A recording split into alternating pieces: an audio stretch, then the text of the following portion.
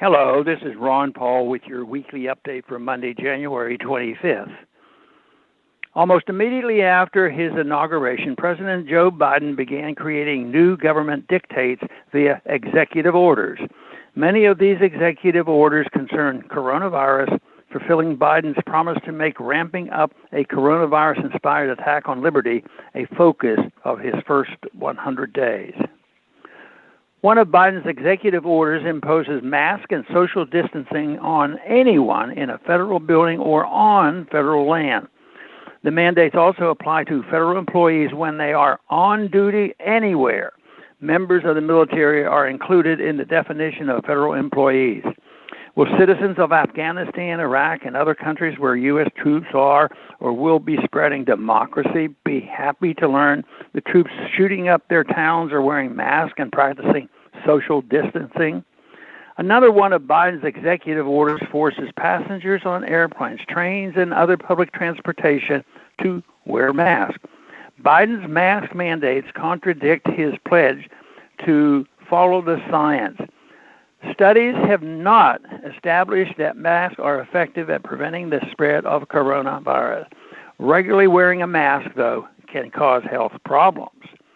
Biden's mask mandates are also an unconstitutional power grab. Some say these mandates are an exercise of the federal government's constitutional authority to regulate interstate commerce. However, the Constitution gives Congress, not the President, the power to regulate interstate commerce.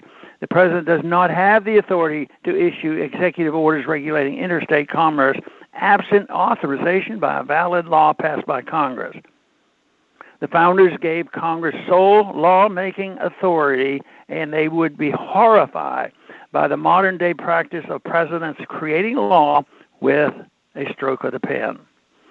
Just as important, the Commerce Clause was not intended to give the federal government vast regulatory power. Far from giving the U.S. government power such as the power to require people to wear masks, the Commerce Clause was simply intended to ensure Congress could protect free trade among the states. Biden also signed an executive order supporting using the Defense Production Act to increase the supply of vaccines, testing supplies, and other items deemed essential to respond to coronavirus.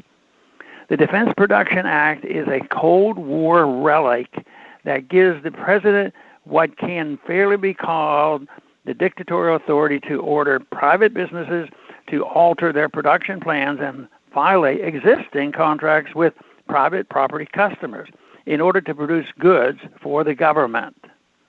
Mask and social distancing mandates government controls of private industry, and some of Biden's other executive actions, such as one creating a new public health job score with responsibilities including performing contract tracing on American citizens, are the type of action one would expect from a fascist government, not a constitutional republic. Thanks for listening.